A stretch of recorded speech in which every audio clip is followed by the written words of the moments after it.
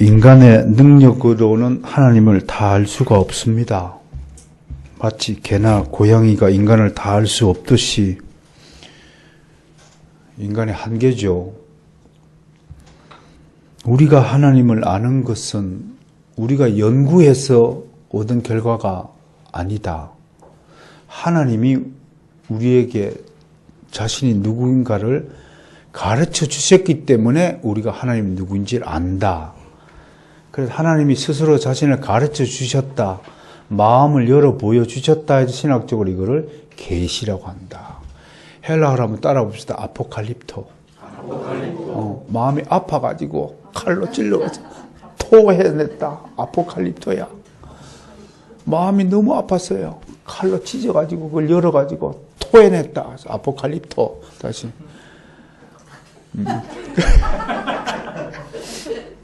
그렇게 외우면 재밌잖아. 내 식대로 외워보라니까 나는 헬라어 단어 같은 거 있으면 이렇게 엮어서 억지로라도 외워보는 거예요. 말이 안 되지만요. 아포칼립토. 열어보이지. 나도 아포칼립토 해보고 싶어, 여러분 앞에.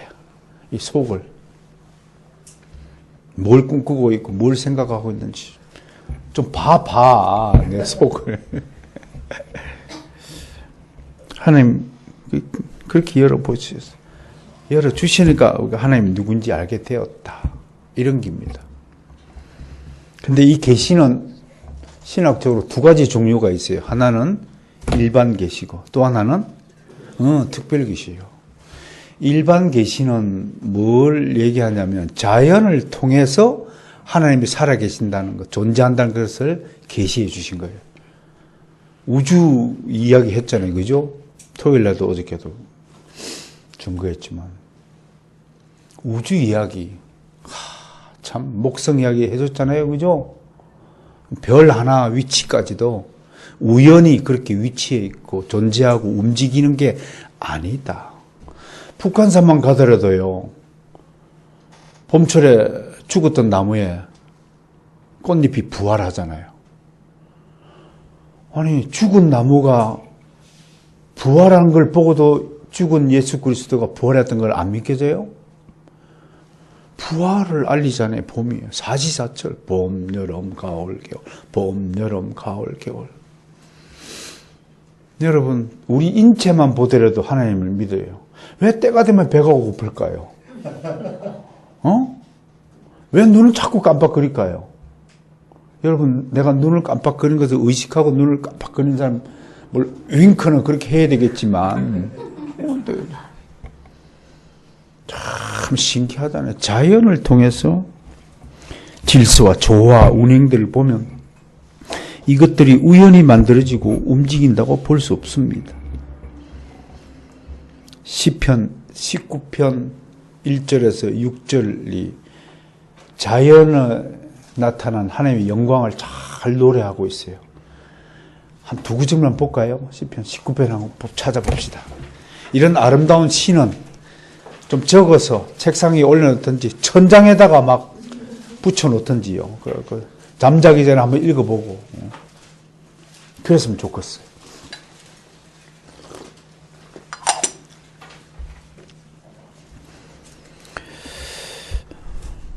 한 3절까지만 읽어볼까요? 시작. 하늘이 하나님의 영광을 선포 궁창이 그의 손으로 하신 일을 나타내는도다. 날은 날에게 말하고 밤은 밤에게 지식을 전하니 언어도 없고 말씀도 없으며 들리는 소리도 없으나 그의 소리가 온 땅에 통하고 그의 말씀이 세상 끝까지 이르도다. 위하여 하늘의 장막을 베푸셨도다. 그 정도만 읽어봅시다. 기가 막힌 표현이죠. 응? 하늘이 믿음이 없는 사람들이 눈으로 하늘을 쳐다보면 뭐만 보일까요? 비행기 똥구멍에서 연기가 나는구나. 그런 생각들. 그런데 믿음을 가진 사람이 보니까 하늘을 보니까 하나님의 영광이 드러나. 햇빛을 보니까 이야 하나님의 영광이 확 빛나는 것으로 해석하는 거야. 이게 믿음의 사람의 해석이 다른 거예요. 그러니까 인생도 믿음의 사람이 사는 인생의 방식이 달라야 되겠죠. 그러지 않겠어요? 좀 뭔가 하나님께 포커스를 맞춘 인생이 되면 얼마나 좋을까요? 그의 손으로 하신 일을 나타낸도다. 여러분, 봄철에 피는 꽃 한번 봐요. 집사람하고 봄 되면 이제 북한산에 꽃길을 이렇게 아침에 새벽에 가서 기도하고 그런 일들 있지만, 나는 사실은 이제 우리 집사람보다는 그 꽃에 대한, 나무에 대한 지식은 별로 없어요. 이 나무가 이 나무 같고 저 나무가 저 나무예요. 단 한 가지 감탄스러운 것은 꽃잎 색깔을요, 한번 자세히 들여다보세요. 세상에 어떤 물감으로 그런 색깔을 표현할 수 있을까요? 아무리 컴퓨터 색깔을 뒤집기 입혀도요, 인쇄를 해봐도 그런 색깔 안 나옵니다. 참 붉은색도 아니고요, 뭐 이건 놀이끼리 한 색깔도 아니고, 아무튼 진짜 희한한 색깔. 이런 데에 감탄을 하는 사람이라면 그는 분명히 믿음을 가진 사람이에요. 믿음이 없는 사람은 그게 뭐 나하고 뭐 맛있나? 이렇게 해석하는 거죠. 시인들 보세요. 평범한 사람은 그냥 하늘에 구름이 흘러간다고, 날이 추우면 아이고 춥다라고 얘기하지만, 시인들은 날이 추운 것을 어떻게 표현해요? 문고리를 잡은 손이 떨어지지 않는다. 다르잖아, 표현이. 날이 뜨거우면 어떻게 돼요? 아스팔트 위에 내 신발 자국이 생겼다. 이런 거 알아요? 시도 좀 읽고 그래요. 그 감정도 좀 풍성해지고, 나이가 먹으면 자꾸만 메말라지거든. 여러분, 내가 감성이 사라지지 않도록 시도 좀 읽고, 노래도 좀 듣고, 이승철 노래 좋대요. 그런 것도 좀 듣고 감성을 되살리란 말이에요. 나 뭐 심장이 뭐저도 뭐 어쩌고 하는데요. 물론 우리는 그런 사랑 고백을 하나님께 하는 사람들이지만, 감성을 좀 유지해봐. 시도 좀 읽고, 노래도 좀 해보고. 이 시편 기자처럼 말이에요. 신앙은 그렇게 했으면 좋겠어요. 두 번째는 특별 계시라는 게 있어요. 이거는 한마디로 성경과 예수 그리스도를 통한 특별한 계시. 또 다른 말로 구원적 계시. 우리를 구원하기 위하여 필요한 모든 지식을 가르쳐 주신 것들. 이걸 이제 특별 계시라고 하는 거예요.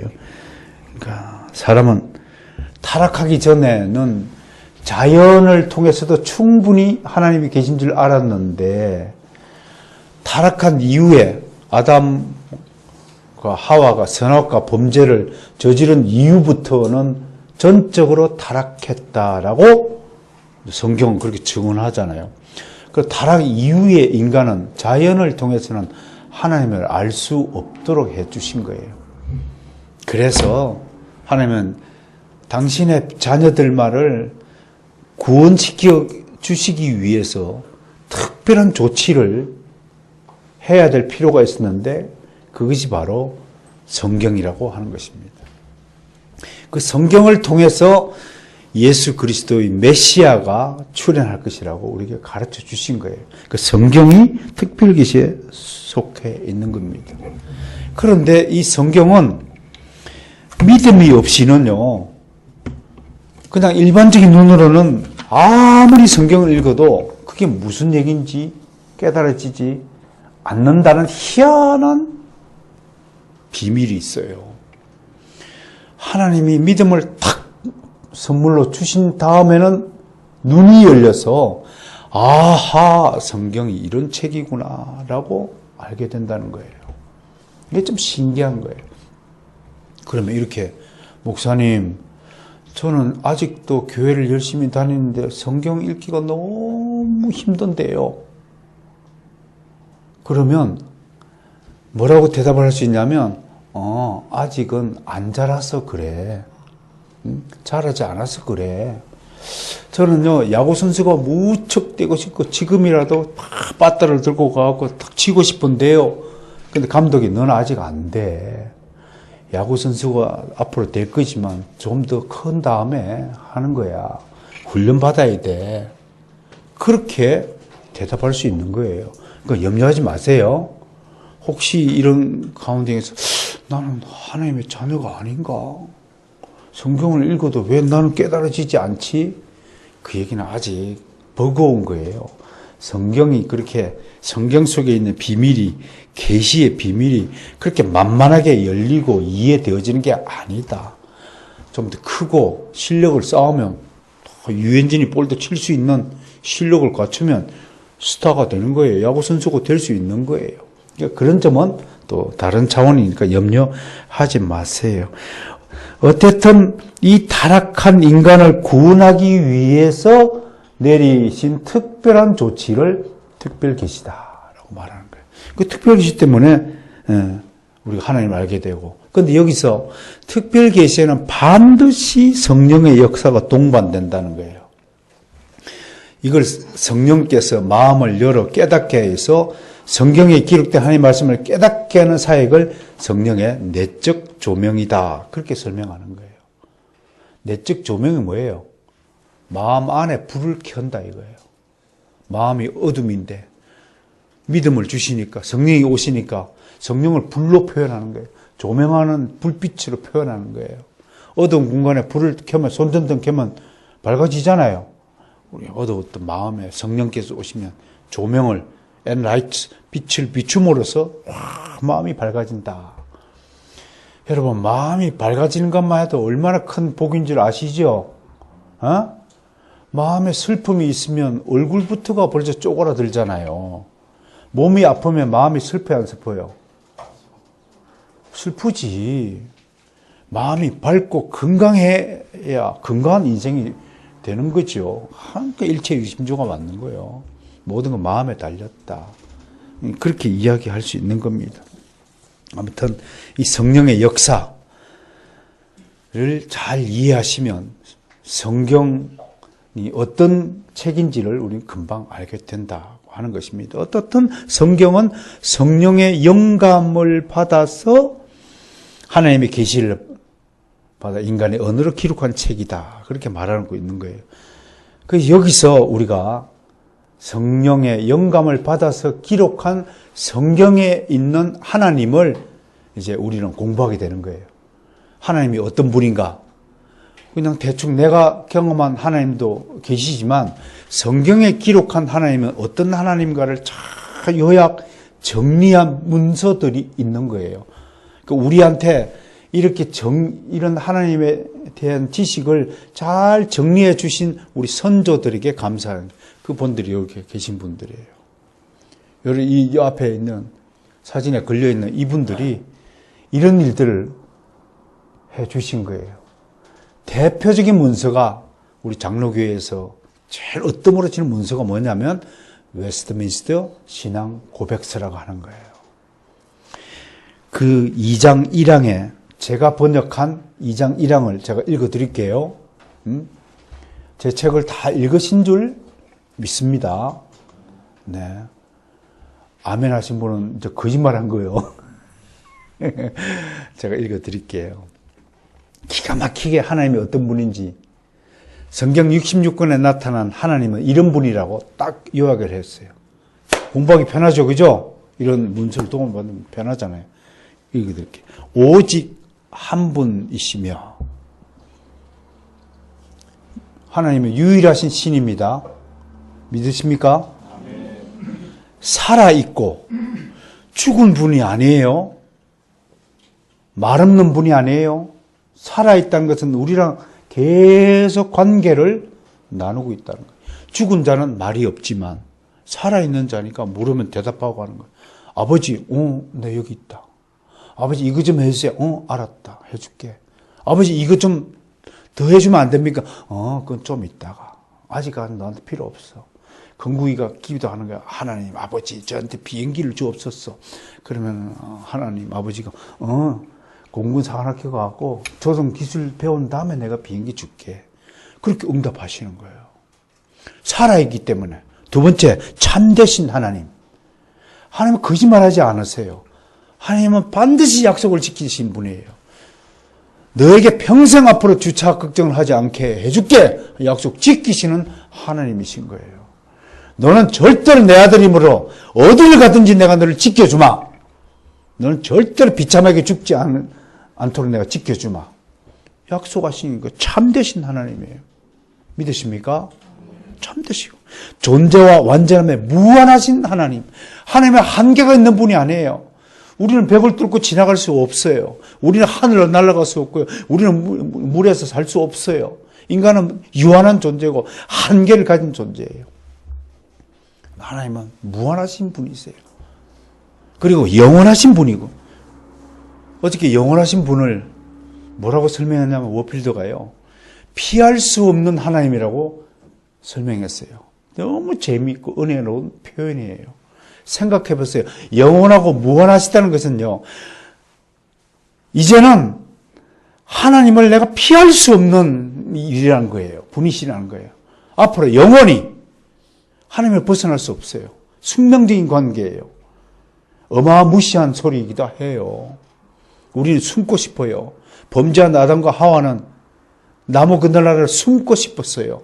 하나님 눈길을 피해서 숨고 싶었어요. 참으로 어리석은 생각이죠. 하나님께 피할 수 없어요. 영원히 계실 텐데 어떻게 하나님을 피할 수 있나요? 그렇게 그 하나님을 피할 수 없는 하나님이라고 표현한 그 신학자의 영성을 한번 생각해 보세요. 그럼 포기하세요. 하나님 없이 살겠다는 생각을 포기하세요.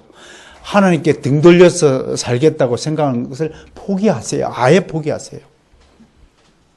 그런 분이 불가시적이고 몸과 지체가 없고 정욕도 없고 불변하고 광대하고 영원하고 측량할 수 없고 전능하고 지극히 지혜롭게 거룩하고 자유하고 절대적이며 자신의 영광을 위해 변함없이 지극히 의로운 뜻의 계획대로 모든 일을 행하신다. 등등등등 이렇게 정리해 주셨어요. 이걸 한마디로 딱 표현하면 뭐라고 할까요? 이런 하나님을 뭐라고 할까요?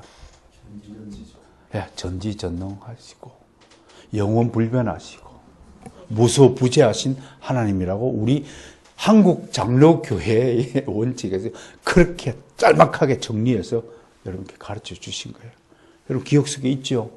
어릴 때부터 목사님들이 맨날 전지전능하시고 영원불변하시고 무소부재하신 아버지 하나님. 옛날 장로님들은 대표기도 할 때 맨날 그렇게 시작했답니다. 그런 하나님. 그러므로 나는 오늘 이 자리에서 특별 계시의 은혜를 우리에게 베푸신 하나님께 정말로 감사해야 한다. 그런 말씀을 먼저 드리고 있어요. 왜? 특별 계시가 없었다면 아직도 우리는 하나님이 누구신지 알 길이 없었다. 익명의 하나님, 알려지지 하지 않는 신비로운 분이 속했을 뿐이었을 것이다. 그렇게 생각하면 아찔하죠. 아찔하죠. 캄캄한 어둠 속에서 길을 잃고 헤매고 있을 것입니다. 비참한 상태에서 구원의 은혜를 받아 누리지도 못하고 영원히 멸망할 운명에 처했을 것입니다. 여러분 부모가 없거나 부모가 누구인지 모르는 아이를 뭐라고 부를까요? 고아라고 하죠. 부모가 없다는 것은 자신의 뿌리가 없다는 것과 같은 의미이죠. 그래서 고아를 불쌍하게 보는 것입니다. 유교 사회에서는 이런 처지를 근본이 없다. 조선시대 때 양반들은 상놈들을 부를 때 근본이 없는 놈이라고 막 비하시켰어요. 그게 고아의 형편이었죠. 쌍놈들이죠. 마찬가지로 정말 하나님을 모르는 사람들이 고아입니다. 하나님을 믿지 않고 지금 이 시간에 거룩한 주일날 주일이 뭔지도 모르고 그냥 띵까 하고 방 안에서 그냥 TV나 보고 산이나 들이나 놀러 다니는 사람들은 다 고아인 거예요. 고아. 진짜 고아예요. 뿌리가 없는 거예요. 그런 점에서 그리스도인은 잃어버렸던 부모를 되찾은 행운아들이다라고 말할 수 있습니다. 부모가 없는 줄 알았어요. 저도요. 하나님이 없는 줄 알았죠. 그런데 어느 날 갑자기 부모가 나타나 나를 찾아오신 것입니다. 그것도 그냥 보통 부모가 아니라 지상 최대의 부자이면서 능력자이자 완전하신 분이 나의 부모였던 것입니다. 한마디로 땡 잡은 겁니다. 우리는 땡 잡은 사람들, 럭키한 사람들입니다. 그럼에도 왜 행복해야 하지 않을까요? 왜 실감하지 못할까요? 이 땡 잡은 이 엄청난 행운을 잡았습니다. 여러분 한 200억짜리, 한 100억짜리 복권만 당첨이 돼도 난리가 날 겁니다. 여러분 인생에 막 벌써 여러분 인생이 완전히 달라진다고 생각할 겁니다. 근데 우리 하나님을 만나도 별로 감동이 없어요. 그만큼 여러분 기억하셔야 돼요. 내 자신이요. 그만큼 세속에 찌들고 물들었다는 것입니다. 반정하는 이야기입니다. 얼마나 내가 천박하고 세속적이냐, 속된 것이냐, 그런 존재냐를 생각해 보셔야 됩니다. 이런 기가 막힌 하나님을 내가 만나고 그분이 나의 아버지가 되신다는 사실을 명확하게 했음에도 불구하고 여전히 그분을 신뢰하지 못하고 의심하고 불안해하며 내 방식대로 살고자 또 이리저리 사막길을 헤매고 있는 우리 인생들을 바라보아야 한다는 것입니다. 정말 이전과는 완전하게 다른 인생이 펼쳐졌음에도 불구하고 우리는 여전히 헤매고 있다는 것을 부끄럽게 생각해야 할 것입니다. 위대하신 우리 아버지 하나님을 영원히 찬양합시다. 우리 하나님보다 더 위대하고 크고 강한 분은 없습니다. 그런데 오늘 우리가 읽은 성경 본문을 통해서 이런 크고 강하고 위대하신 우리 아버지 하나님에게 도전한 자가 있다는 것입니다. 그가 바로 사탄입니다. 그는 우리보다 먼저 지음을 받은 영적 존재로서 처음부터 하나님을 섬기는 자로 창조된 영적 피조물입니다. 천사들을 이끄는 지도자였습니다. 천사 사령관이라고 말할 수 있습니다. 우리는 지난 6주차 설교에서 사단의 정체에 대해서 이미 공부한 바가 있습니다. 기억을 되살리는 차원에서 다시 한번 끄집어 보겠습니다. 욥기 38장 6절에서 사단과 귀신들은 세상 창조 이전에 피조된 천사들로 하나님의 아들들로 불려진 존재였습니다. 무엇을 의미합니까? 사탄과 귀신들은 처음에 뭘로 지원받았다고요? 하나님의 아들들. 그런데 육적인 존재가 아니라 영적인 하나님의 아들들로 먼저 지원받았다는 것이에요. 그런데 반역을 했어요. 그중 일부가 반역하고 타락했어요. 베드로후서 2장 4절 하나님이 범죄한 천사들을 용서하지 아니하시고 지옥에 던졌다라고 얘기했습니다. 그렇다면 하나님이 육적인 존재를 가진 하나님의 아들들을 왜 지으셨나라는 근거가 하나 마련됩니다. 영적인 존재들 지었더니 사단과 귀신들이 반역을 한 거예요. 무엇보다도 그들은 영적인 존재이지만 마가복음 9장 25절에서 이들은 더러운 영이라고 불려집니다. 하나님께 도전하고 반역한 결과 하나님께 벌을 받아 그 이후부터 이제는 순수하고 깨끗하고 거룩한 영이 아니라 더러운 영이 되었다라고 성경은 분명히 기록합니다. 다시 한번 여러분, 우리를 괴롭히는 사람들을 미혹시키는 이 귀신들의 정체에 대해서 분명히 기억하시고 더 이상 귀신 노름에 휘둘리거나 그것 때문에 마음을 불안하게 할 필요가 전혀 없다는 것입니다. 그 더러운 영은 우리를 항상 마음을 어지럽게 하고 불안하게 하고 우리를 자꾸 멸망시키고자 우리를 유혹하는 존재라는 사실이 성경에 밝혀진 것입니다. 그럼 우리 어떻게 해야 돼요? 그 귀신들이 성경을 보세요. 성경에 나타난 귀신들이 가장 무서운 존재가 누군가요? 예수 그리스도십니다. 그러므로 여러분 귀신의 역사가 일어나고 마음에 불안감이 일어나고 마음이 흔들릴 때마다 반드시 여러분들이 해야 될 조치가 뭡니까? 예수 그리스도 이름으로 귀신에게 명령하는 겁니다. 내 마음을 미혹시키는 악한 영아, 예수 그리스도의 이름으로 명령하노니 내게서 당장 떠날지어다. 그 선포가 여러분에게 주신 기가 막힌 무기예요. 핵폭탄보다도 더 무서운 무기가 예수 그리스도 이름으로 내리는 명령이에요. 그럼 뭐가 무섭습니까? 떼거지로 몰려오라 그래. 떼거지로. 일개 부대가 오든 새까맣게 몰려온다 할지라도 눈 하나 깜짝하지 않고 예수 그리스도 이름으로 명령하니 귀신아 몰려가라 그러면 흔적도 없이 사라질 수밖에 없는 존재입니다. 그런데 눈에 안 보이는 영적인 일에 대해서 인간은 두려움을 갖는 거예요. 두려움을 갖는 거예요. 밤에 공동묘지를 걸어가봐요. 왜 뒷머리가 쭈삣쭈삣 서요? 이게 참 신기한 거예요. 그래서 우리 인간의 눈에게는 사탄과 귀신의 세력들이 강하고 무섭게 보여지는 거예요. 예수님도 오늘 본문에서 사탄을 그런 차원에서 강한 자라고 표현한 거예요. 실제로 힘이 강해서 강한 것이 아니라 우리 인간을 두려움에 빠지게 하는 측면에서, 그리고 오늘 본문에 사용되는 강한 자는 의미가 어떤 의미냐면 힘이 세서 강하다는 것이 아니에요. 그들이 하는 일들이 그 속성이 이런 측면에서 보세요. 특징들이 뭐냐면 끝까지 끈질기게 물고 늘어진다는 측면에서 강하다고 하는 거예요. 힘이 세서 강한 거 아니에요. 근데 헛개비예요. 헛개비. 한마디로 귀신들은 헛개비예요. 뭐 구슬하고 막 덩덩 등덕공 4분의 3박자 4분의 4박자 덩덩 등덩 아무리 두들겨도 성령의 이름으로 예수 그리스도 이름으로 선포하는 곳에는 귀신의 역사가 일순간 거품처럼 사라지는, 연기처럼 사라지는 거예요. 헛개비예요. 그런데 이들의 특징이 뭐냐? 끈질기게 물고 늘어지는 거예요. 나는 우리 그리스도인들이 그렇게 끈질기게 성경을 공부 좀 했으면 좋겠어. 귀신처럼. 우리 선생님이, 야, 이놈들아, 성경 공부를 귀신처럼 해라. 그 말씀 무슨 뜻인가요?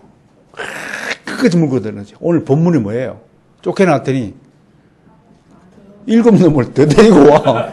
그 얘기잖아요. 그 얘기 무엇을 뜻해요? 지독한 놈들이다. 끈질긴 놈들이다. 그 얘기를 오늘 하시려고 본문 이야기를 끄집어 내신 거예요. 얼마 전에 TV에서 격투기 경기를 한번 봤어요. 이야, 맞고 쓰러지고 피투성이 나도 끝까지 물고 늘어져. 조그만 사람이에요. 러시아하고 표도로보다도 더 표독한 놈이 나타났어. 그 때리다 질려가지고 나중에는 도망다녀. 나중에는요, 도망다니다 어퍼클 맞아갖고 한 방에 쓰러져 이겼어.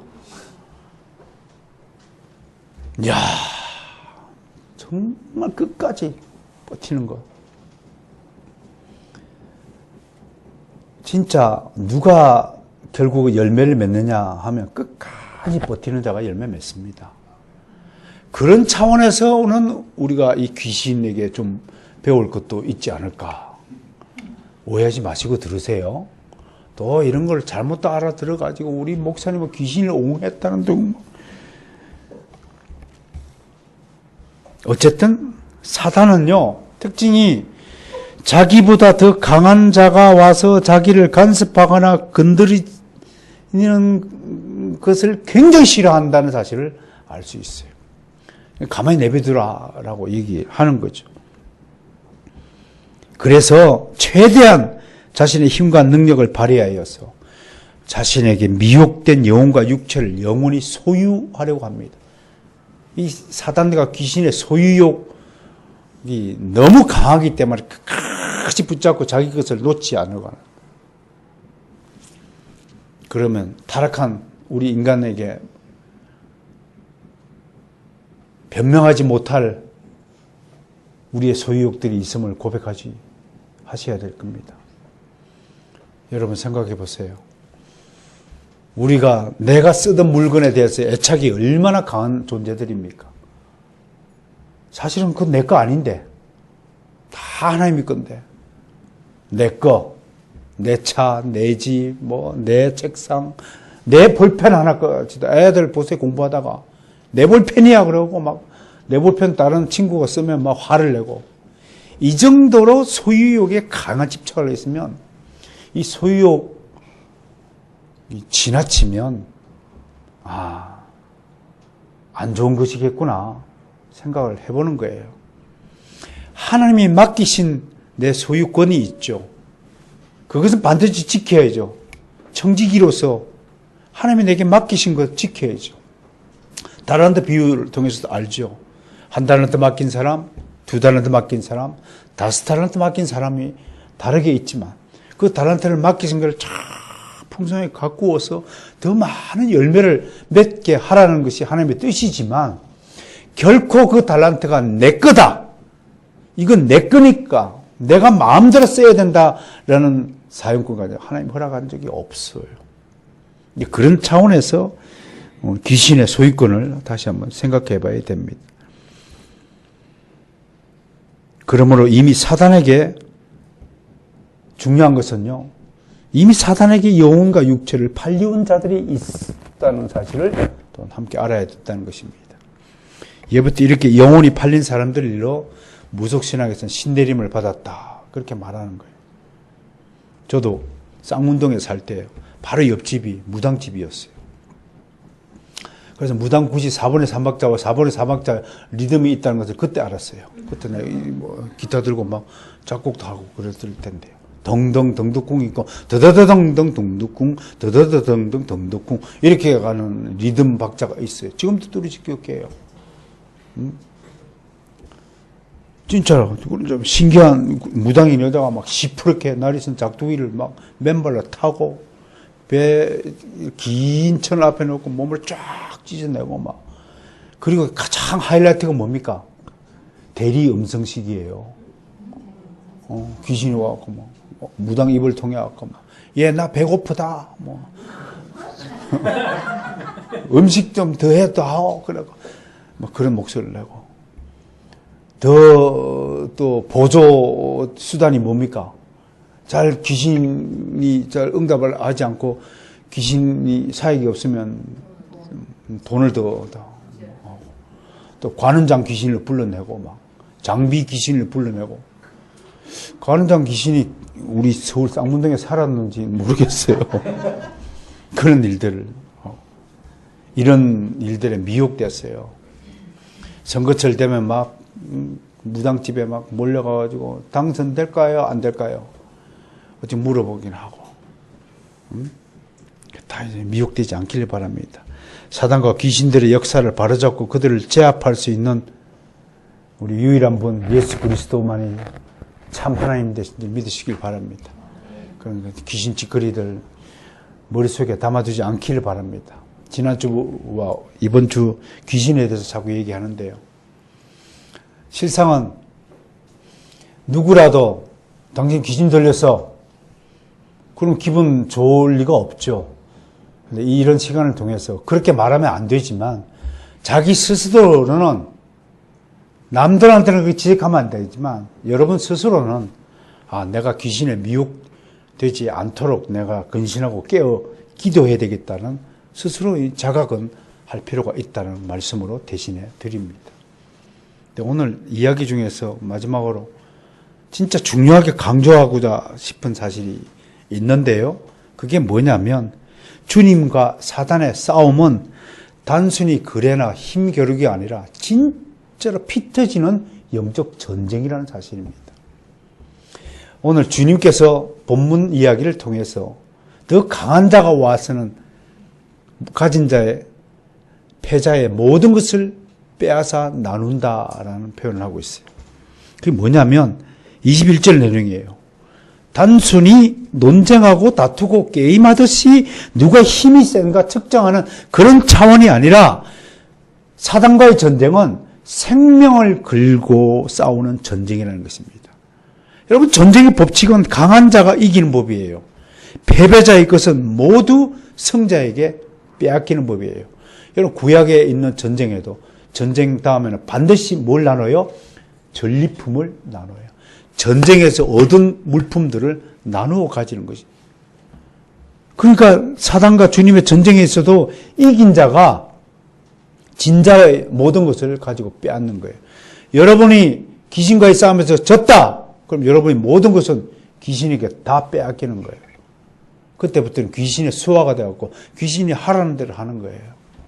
그걸 신내림 받았다, 귀신 들렸다 이야기하는 거예요.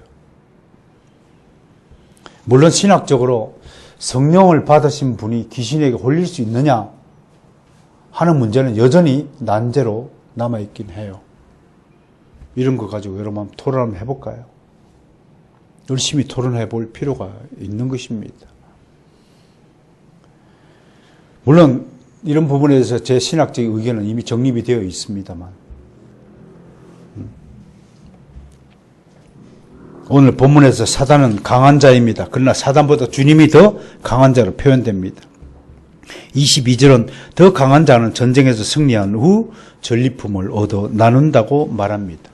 이 전리품은 성도들에게 나누어 주시는 각종 선물들, 즉 은사들을 상징합니다.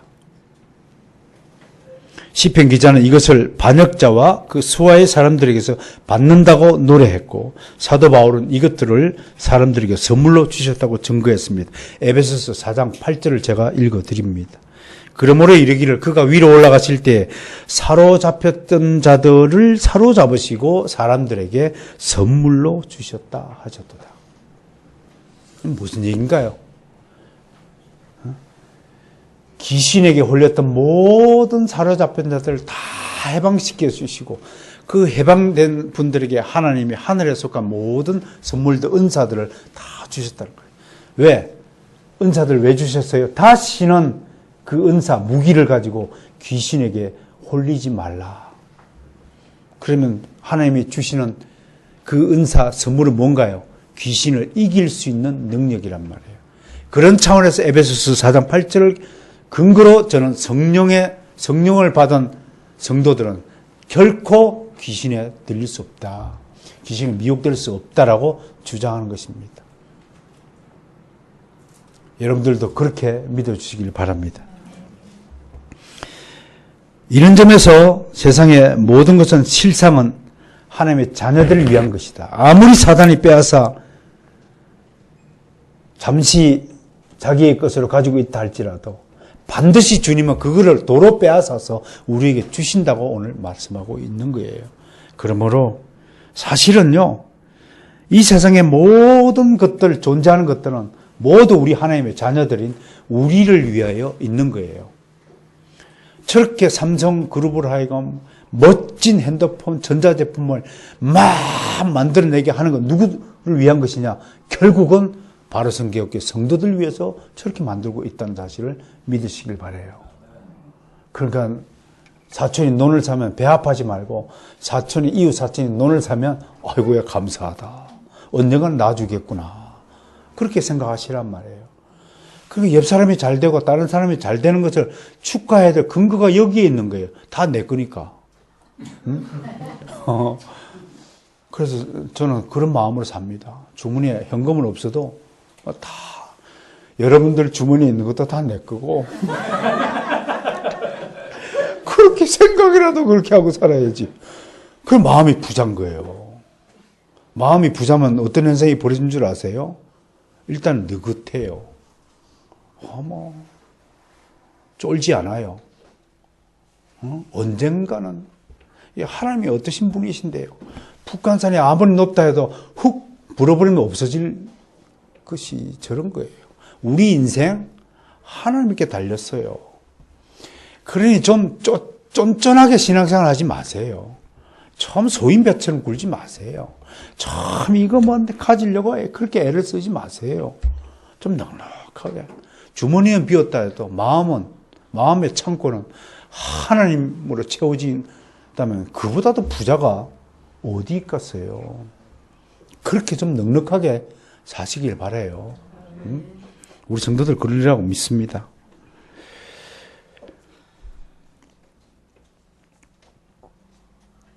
이런 예수님, 사단을 제압하고 사단보다 더 크고 강하신 우리 예수님을 비난하는 자들이 있습니다.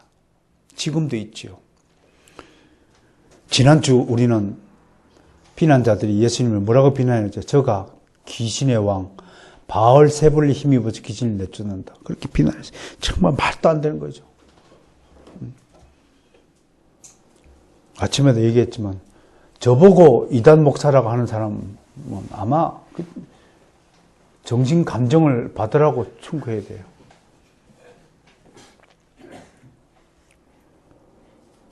이에 대해 예수님은 23절에서 이렇게 말씀하셨죠. 함께 읽을까요? 시작. 나와 함께하지 아니하는 자는 나를 반대하는 자, 나와 함께 모이지 않은 자는 해치는 자니라. 23절의 선포를 잘 기억하셔야 됩니다. 예수 그리스도와 사단의 싸움에서 결코 타협이나 중립은 없습니다. 예수 그리스도의 편이든지 사단의 편인지 둘 중에 하나 있습니다. 중간지대 없습니다. 그리스도의 편이 아니라면 누구 편일까요? 적 그리스도의 편입니다. 사단의 편입니다. 타협 없어요. 인류 최초의 심판은 하나님의 아들들이 사람의 딸들을 아내로 삼은 결과 일어났죠. 다 알고 있죠. 왜? 섞어 타협했기 때문에. 하나님의 아들들은 사람의 딸들 취하면 안 되는 겁니다. 그리스도인들은 취하지 말아야 될 것이 있습니다. 분명히 알아야 됩니다. 그 말씀 선포한 거예요. 나와 함께하지 않은 자는 나를 반대하는 자다. 그렇게 말씀하고 있습니다. 사울 왕이 하나님께 부분적인 순종의 제물을 드렸을 때 거절당했습니다. 예배도 마찬가지예요. 신령과 진정으로 예배한 자를 찾는다고 하신 말씀을 통해서 예배 시간에 잡념하고 예배 시간에 딴짓하고 그런 것들은 온전한 예배가 아니라서 하나님이 받지 않으시는 거예요. 가인의 예배는 안 받는 거예요. 아벨의 예배만 연락하시는 거예요. 예배 시간에 딴짓하는 사람의 제사는 가인의 예배예요. 아시겠어요? 그만큼 엄중한 거예요. 토조 목사는요, 생전에 이런 타협하는 부류를 박쥐족이라고 그랬어요. 낮에는 새고 밤에는 쥐새끼요. 무슨 족이요? 네 정체가 뭐냐 이거예요. 네 정체가 새냐 쥐냐? 이 박쥐야. 미안하지만 우리 신앙생활이 박쥐 신앙이에요. 세상에 가면 세상 사람이고 교회에 오면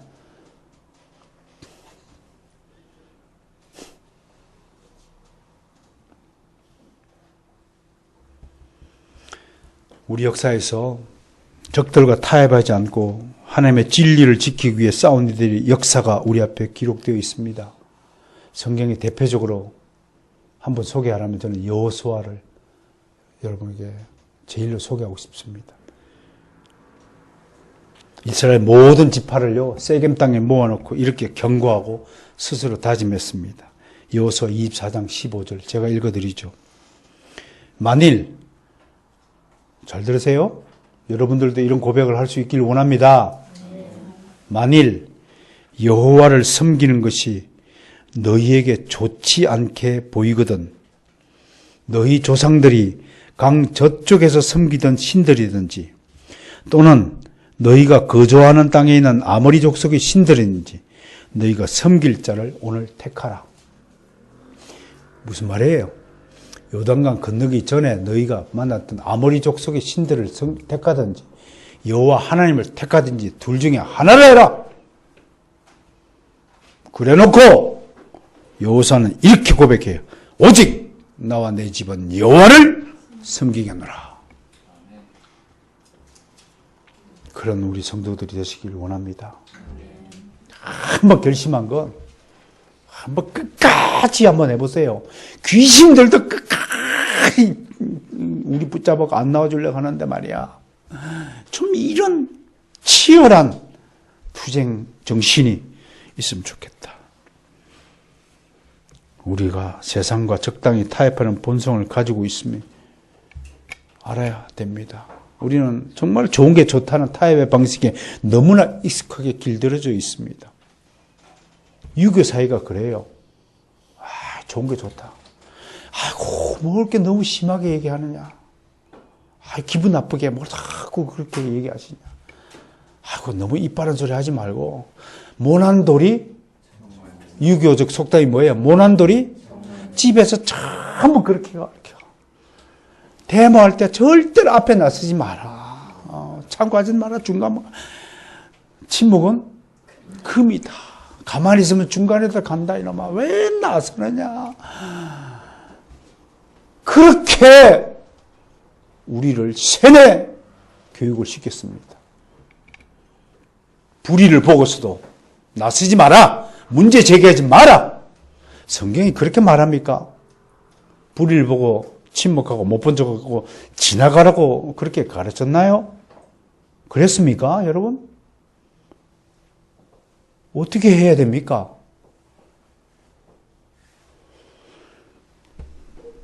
얼마나 우리가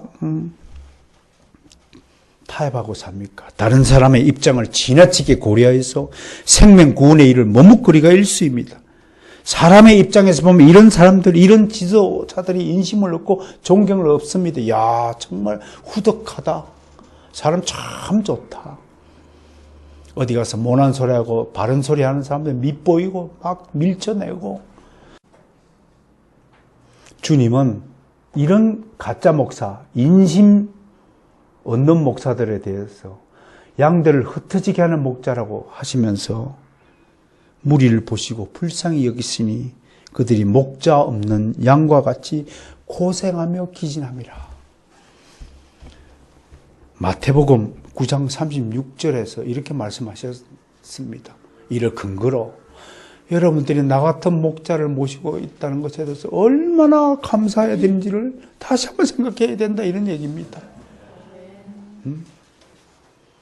내가 적당히 타협하고 그냥 좋은 게 좋고 그냥 아이고 이래도 되고 저래도 되고 아이고 뭐 입교 마음대로 하세요 뭐 아이고 주일날 뭐 12절 내든 말든 뭐 여러분들 알아서 하세요. 성수를 주일 성수를 하든 말든 뭐 아이고 예 그거 하세요. 그냥.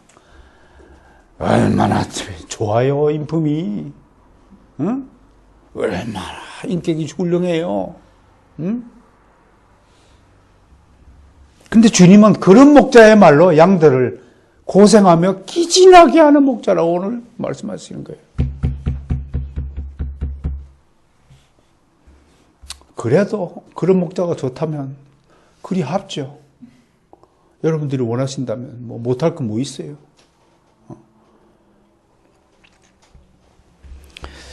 아까도 말했듯이 귀신의 특징은 쉽게 포기하지 않는다에 있습니다. 오늘 보면 24절부터 26절은 이를 잘 증명해 줍니다. 이야기는 한마디로 귀신 들렸던 사람이 다시 귀신 들리게 되었다는 것입니다. 그리고 예전보다 더 악하고 숫자도 더 많은 귀신들이 침투했다는 것입니다. 이것을 통해 주님이 지금 무슨 의도를 가지고 말씀하시는 것이냐. 지금 주님 앞에서 주님을 반대하고 있는 특정한 부류들이 누굽니까? 예루살렘부터 내려온 바리새인 혹은 마가복음에서는 서기관들이라고 표현된 이 사람들입니다. 이 사람들은 그들은 거꾸로 예수님대로 귀신이 들렸다고 호도합니다. 이단에 속한 자들은 하나님의 백성 우리들의 이단이라고 말하거든요. 뒤집어 씌우기죠. 이 땅의 모든 믿는 자들을 통해 나타나고 증거되는 일들이 하나님의 인도하심과 역사하심에 틀림없음에도 불구하고 그들은 불신하고 거부하는 작자들입니다. 예수님은 바로 이 대적자들의 저항을 두고 귀신 하나가 다시 돌아와 이제는 8명의 숫자로 늘어났다라고 말해줍니다. 이런 점에서 정말로 사단은 끈질긴 존재들입니다. 그러므로 정신 바짝 차려야 됩니다. 항상 숫자 배가 되어서 우리에게 대성한다는 거예요. 늘 말씀과 기도로 무장하고 살아야 한다는 것입니다. 우리는요, 복음 사역을 하면서 처음엔 복음이 너무나 순조롭게 승리한 것을 보게 됩니다. 여러 가지 형태가 있는데요, 경험상. 처음 예수를 믿고 교회에 나올 때 너무나 환경이 순조롭게 풀려나가는 타입이 있고요. 너무나 방해가 많은 타입이 있어요. 처음 예수 믿을 때요. 지금 얘기하는 것은 너무나 일이 순조롭게 풀려가는 경우에 속합니다. 성경에 있어요. 세례 요한이 회개하라 하고 복음을 외치니까 수많은 사람들이 요단강에 나와서 회개하고 세례를 받았어요. 세례 요한 입장에서는 뭐 엄청나게 잘 풀리는 거예요. 교회를 개척했더니 막 너무나 간단하게 성도들이 막 몰려드는 거예요. 그러면 어떻게 생각이 드냐면, 이야, 내가 엄청난 능력의 소유자구나. 귀신은 그렇게 생각하도록 역사를 만들어요. 특히 큰 교회 하시는 분들 보면요, 말을 안 해서 그렇지 속으로 지 잘났다고 다 생각하는 사람들일 수 있다고 그랬어요. 이다라고 얘기 안 했어요. 그럴 수 있을 것이다 라고 추정해 보는 거예요. 그렇게 만드는 거예요, 귀신. 너무나 일이 사업을 했는데 막 너무나 일이 잘 풀려가요. 그게요, 간교한 귀신의 술책일 수도 있다는 것을 오늘 경고하는 거예요. 예수님도요, 수많은 사람을 들뜨게 했어요. 우리나라에도 안철수 현상이라는 게 옛날에 있었어요. 당장 막 대통령 될 것 같으면 팍 붐을 조성했어요. 근데 그거 알고 보니 거품이었어요. 그렇게 지지했던 사람들이 왜 싸늘하게 돌아섰을까요? 여기서 우리는 사단의 노림수를 잘 파악해야 됩니다. 사단은 쉽게 물러나는 존재가 아니에요. 쉽게 물러나는 것처럼 가장할 수 있다는 거예요.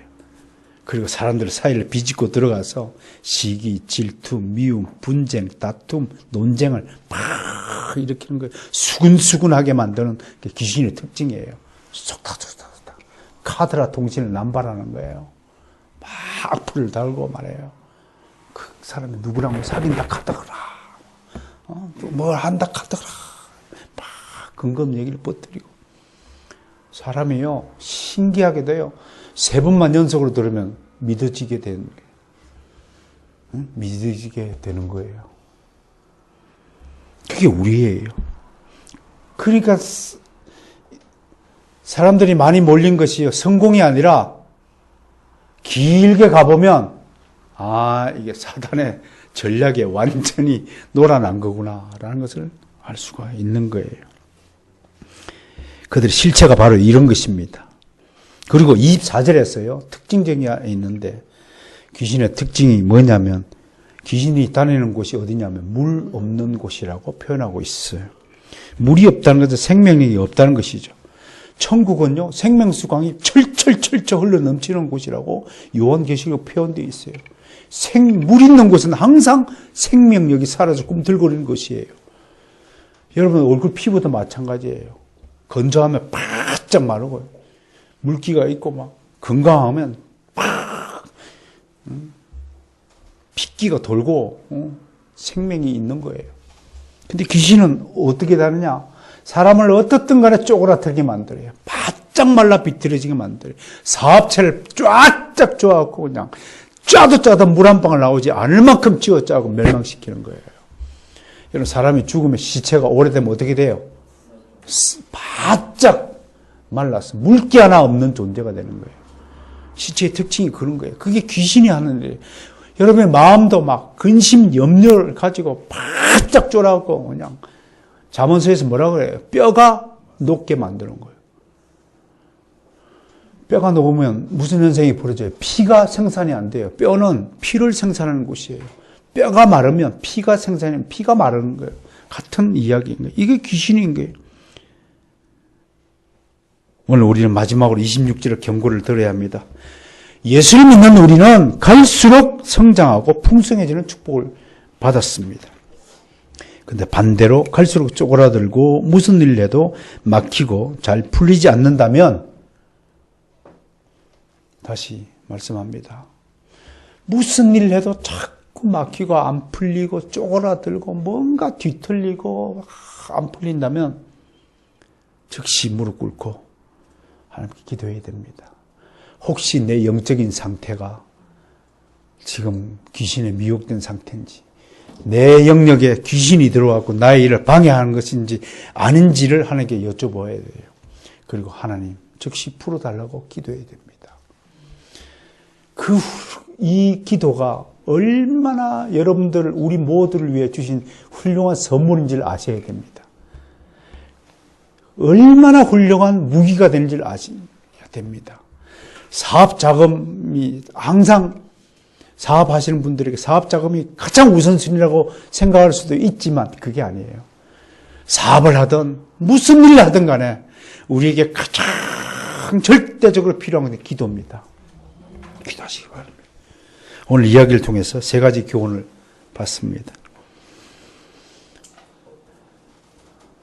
첫째, 어찌됐든 귀신에 미혹되지 않도록 근신하고 깨어 있어야 합니다. 근신하고 깨어 있기는 성경 읽고 기도하는 수밖에 없어요. 둘째,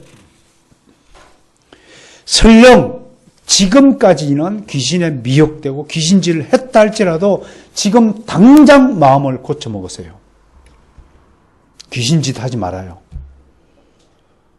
여러분 생각해야 될 것은 내가 하는 말, 내가 품는 생각, 내가 하는 행동이 하나님으로부터 난 것인지 귀신으로부터 난 것인지 빨리 깨달아야 됩니다. 여러분 스스로가 너무 잘 알아요. 없는 말 지어낸다? 하나님이 주신 거 아니에요.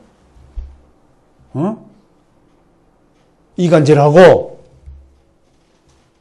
욕심 부리고 미워하고 시기하고 질투하는 말, 그거 하나님이 주신 거 아니에요. 회개해야 돼요. 회개는요, 나중에 천천히 시간을 보아가면서 노력하는 것이 회개가 아니에요. 회개는 지금 당장 결단하는 것을 회개라고 하는 거예요. 이게 성령의 역사예요. 반성하는 것은 악령의 역사고요. 회개하는 것은 성령의 역사인 거예요. 모든 인간은 타락했든 거듭났든 간에 반성할 수 있는 능력이 있어요. 그러나 그것을 회개라고 말하지 않는 거예요. 회개는 지금 당장 기억하는 거예요. 지금 당장 순종하는 거예요. 그게 회개한 사람 특징이에요.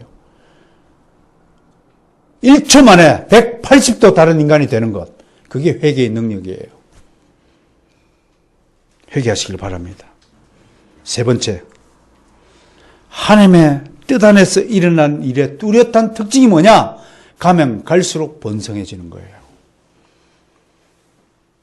내 시작은 미약하나 나중은 창대하리라 하신 말씀처럼 성령의 역사는 자꾸만 번성해지는 거 있어요.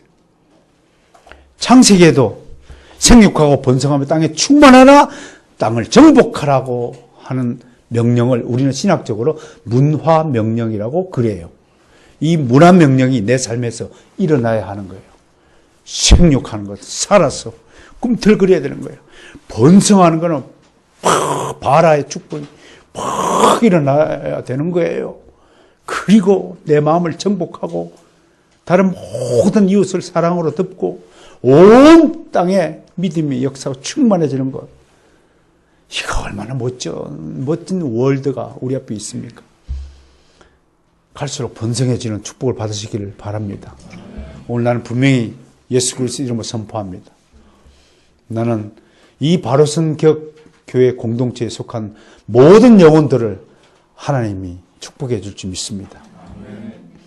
열심히 말씀과 기도로 무장하시고 좀 더욱 사랑하는 능력을 좀 부여받아서 조금 더 내 입에서 다른 사람을 힐책하고 다른 사람을 시기하고 끌어내리고 이간질하고 없는 말 지어내고 좀 부정적인 언어를 아니라 서로를 감싸 안고 서로를 위로하고 격려하고 한마디라도 그에게 치유가 되는 언어를 이용하여서 그런 하나님의 사랑의 도구가 되시기를 정말로 축원합니다.